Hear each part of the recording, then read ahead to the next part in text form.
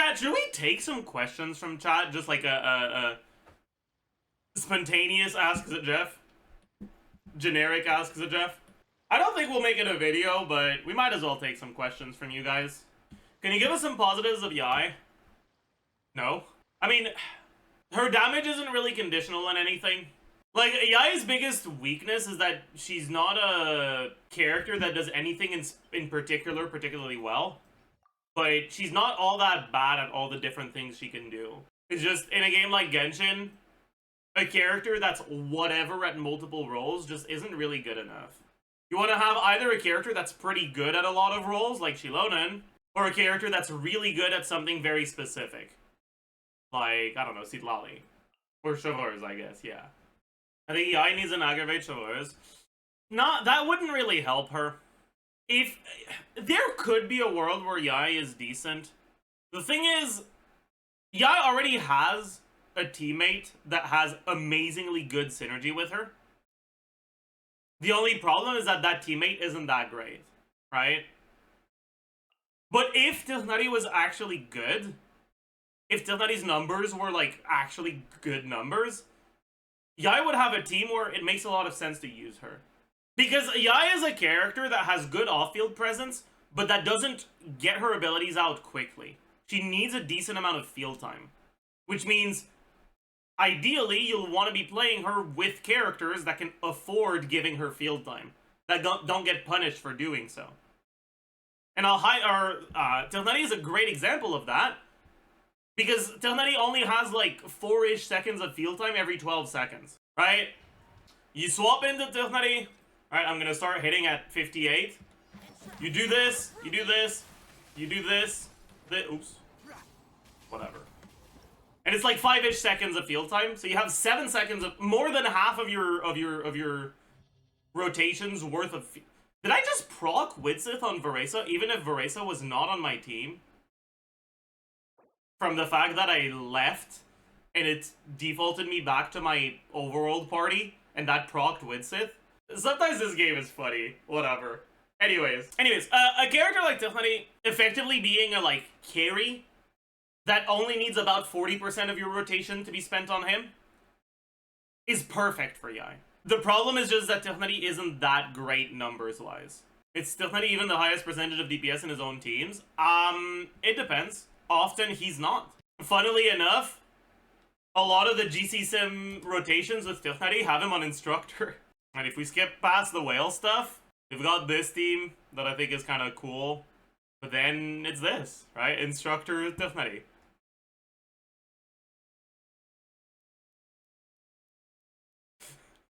It's really funny, but it's true.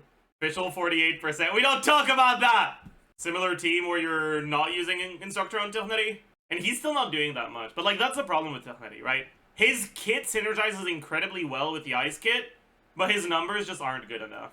It's a shame, but it is what it is. Like, actual carry Xiangling is like, yeah, not even really carry at all. Is Iansan Bennett's attack buff gonna be better for Itto than Gorou and another Geo's defense buff? No. Well, okay, look at it this way, alright? A defense buff on Itto is not a defense buff, it's an attack buff. Right? Because Itto's abilities don't actually scale with defense. Like, technically, he has a fucking Ascension passive that makes him scale a little bit with defense, but it's kind of ass, right? Like, this isn't the part of his damage that matters, alright? His abilities actually scale with attack. It's just that his burst converts his defense to attack, and it's basically a 1-to-1, right? Gorou buffs his defense by 438, which is basically 450 attack. And defense percent by 25%, which is basically another 250. So it's about 700 attack, which is about as much as C0 Iansan in terms of attack. But he's also buffing your geo damage and your crit damage. Because, and I guess there's also the fact that he generates geoparticles, which is also nice. Because you can't proc Cinder City from Iansan on a, like, with Geo, because she can't proc Crystallize, Gorou will be a bigger buff than Iansan. But honestly, not even by that much, which is very funny. Gorou is unfortunately just...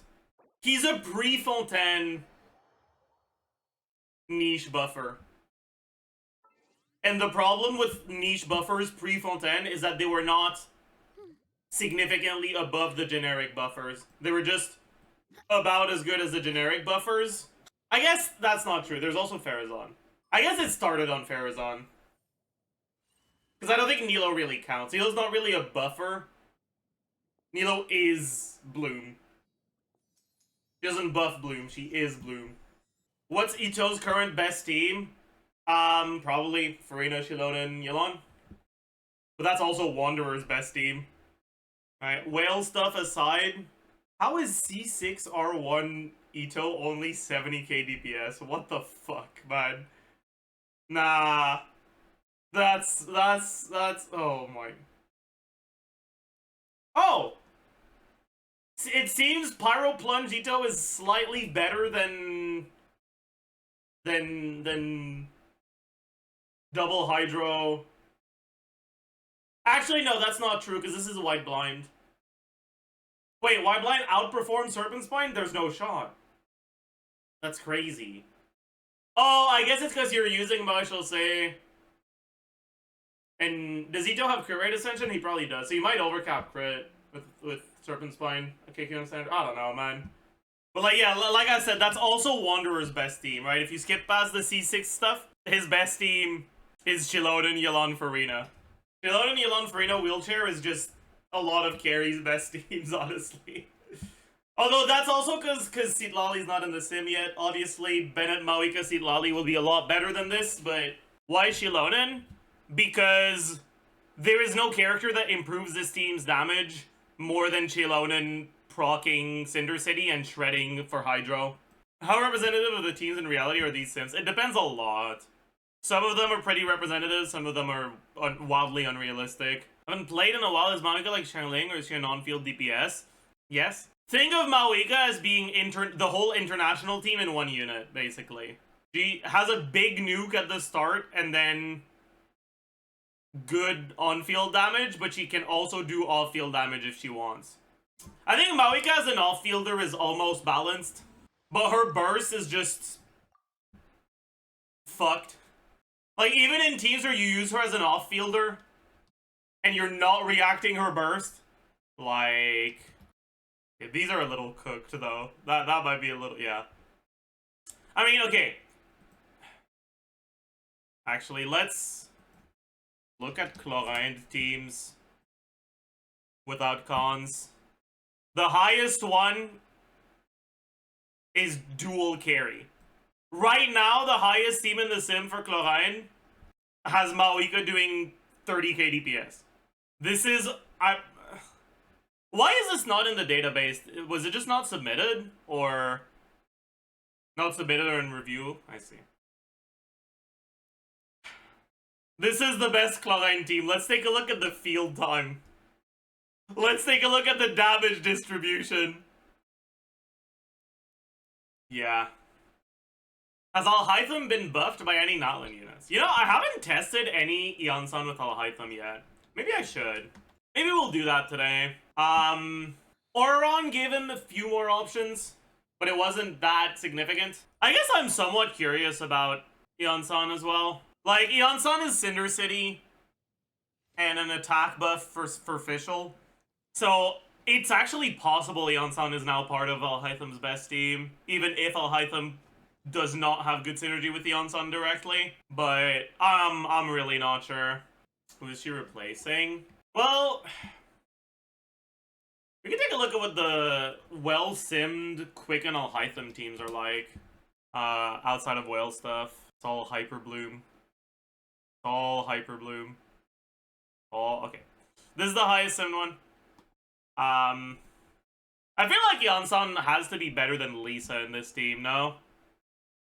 Lisa personal damage here is like really small.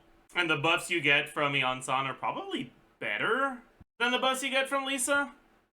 C6 Iansan probably is. I don't think the C6 matters. Because you won't proc the overflow. You won't proc the C6, so it's only duration, but I don't think the duration is actually that helpful. Maybe it is, I don't know. Yeah, it's definitely not going to be enough to beat out his Hyperbloom teams, but it might be an upgrade to his Quicken teams. A slight one. I don't know what C6 does.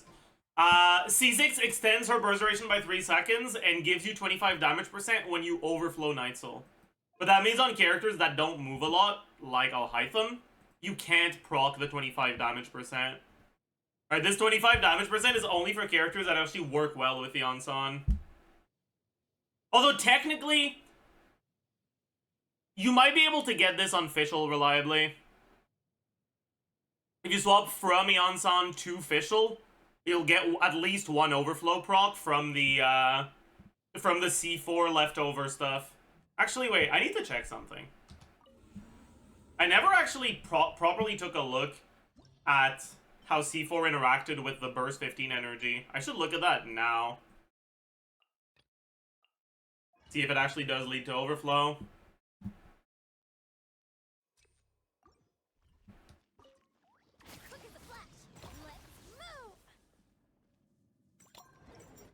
It kinda seems like it, but I'm not sure.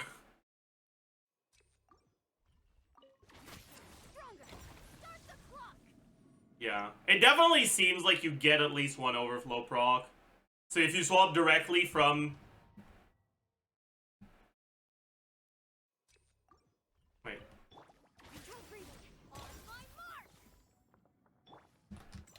Alright, so it's hitting 11k if I do it like this. What if I immediately swap into her?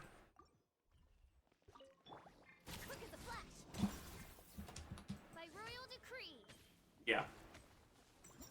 We're definitely getting it. So you can definitely get the 25 damage percent on Fischl, even without additional movement, from the C4 proccing from the default refund you get from Burst.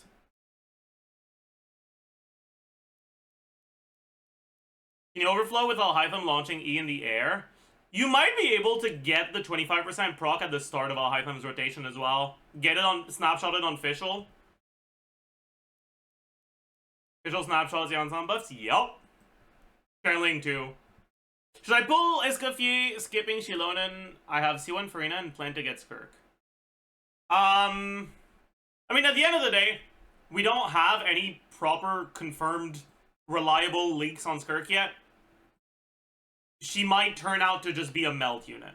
If she is, Escoffier might not be as good for her as Xilonen. But we will get Skirk leaks before Escoffier's banner is done, right? We should get our first Skirk leaks on the day Escoffier comes out. So you should ask me again then. There's no world in which Skirk is a melt unit. Yeah, I do think it's more likely that she's freeze, but it's still possible.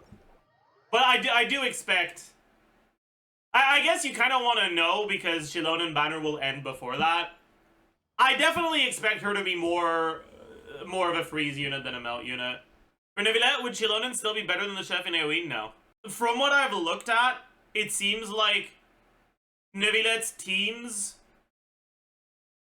will have neuvillette doing about the same amount of DPS and Furina doing more with Escoffier. Like with Escoffier Citlali versus current teams. Which means that even if Escoffier is literally a level 60 out of 70 just for the Ascension passive, level 1 weapon, 0 artifacts, she's probably an upgrade in the neuvillette team. So even if you account for the fact that her damage is only single target, it should at least be a side grade. And that's without accounting for the fact that you get freeze, which is going to make your clears more comfortable, and you get a shield as well. Mavuika Citlali was arguably a worse offender than Escoffier. Citlali's the problem, okay? Listen, I don't want to get into this again, alright? Citlali's the problem. Isn't her shred single target? Huh? I don't think so. Any opponents hit by skill or burst gets shredded for 12 seconds. Keep in mind, the burst initial hit is AoE. And so is the skill initial hit.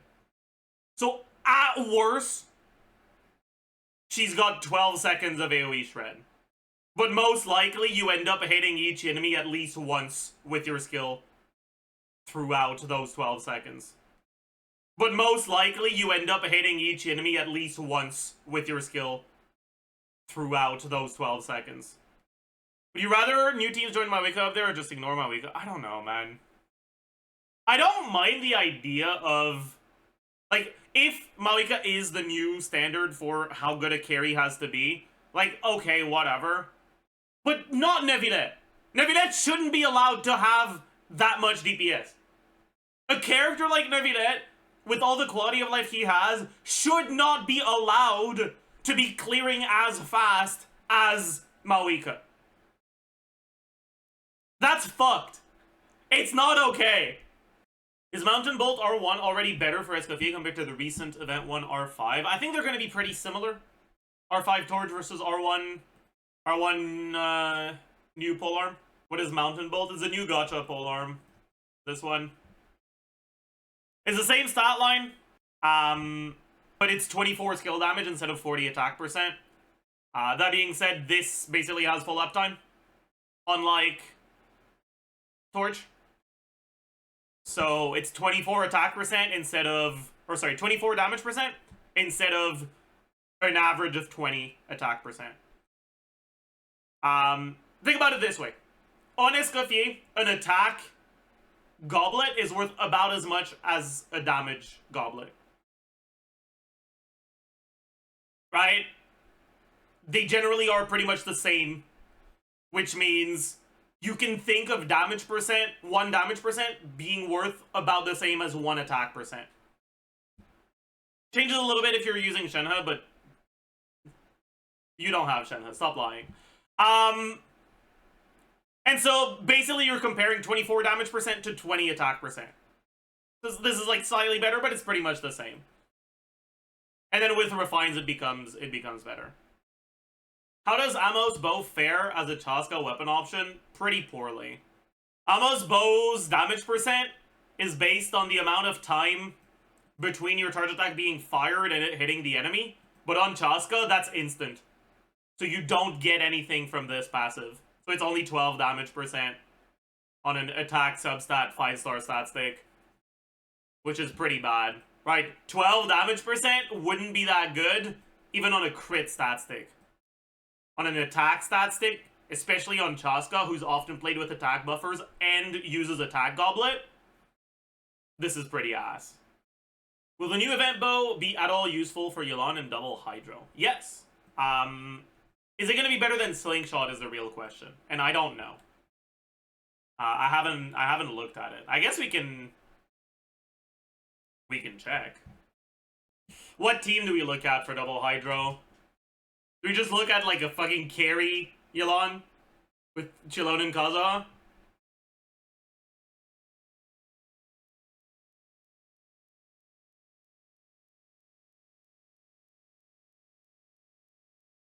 Sure, let's look at that. So that's what, 76 shred, so yo.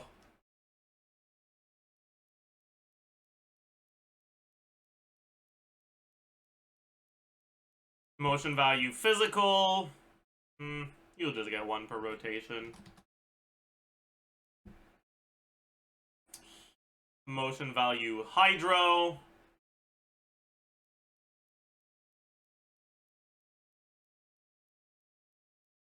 I guess technically, maybe I should include the No, I won't. R5? That is R5, no? 80%? Yeah. Okay, so base HP, 14,450. HP percent, 46.6. 18, I think. 18. 25 from Hydro Resonance. What else we have here? 20% from subs, 41.3 from weapon substat. Is that it? What artifact set do we go? Marital say, I guess?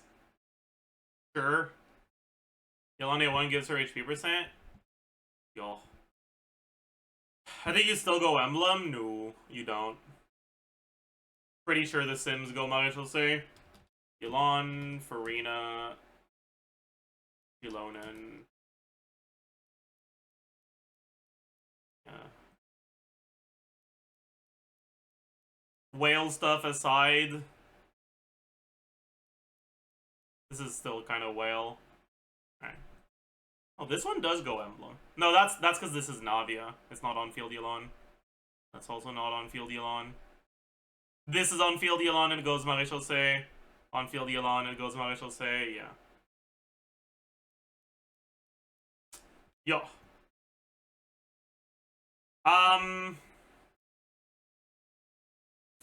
Anyways, damage percent Hydro.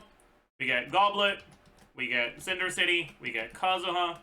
We get what else do we get? We get Furina. Probably gonna be like 240, maybe. Yelan A4. Oh yeah, true. Let's say 30 average.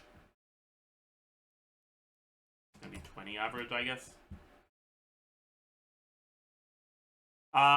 Crit value 98.4 plus 62.2 plus 20 times 6.6 plus 72.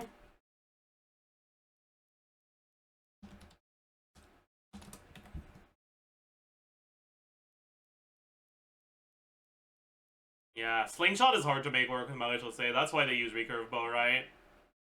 I mean, it's obviously an upgrade over Recurve Bow, though. So I guess if you're playing this, you're probably crowning her, and because we have physical, or because we have static motion value from the weapon, we should do Talent 10. So 13.15 plus 8.77 times 3 times, I don't know, 15 procs, we can say.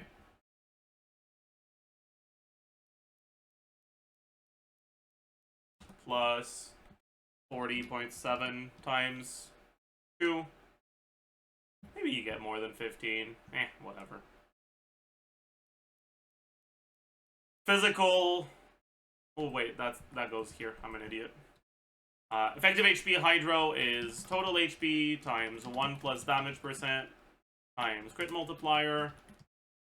And then this is 7. Ovage business.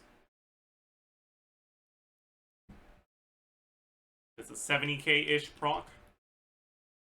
If you somehow manage to go Slingshot and not overcap crit in this team. How much is Slingshot again? 31.2? Yeah.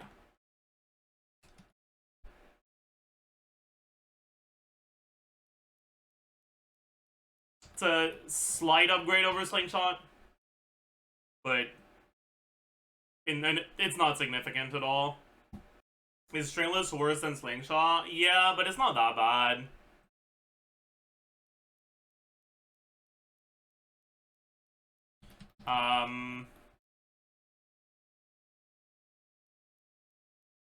Wait, also, this should be... Yeah.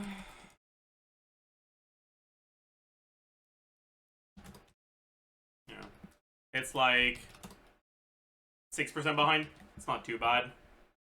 Does Anemo have a bright future with all the reaction best in slot supports coming out? If you're talking about generic Anemo buffers with VV, no. I think that it looks like Oyo is trying to move away from VV in every team. And they keep releasing shredders that replace VV.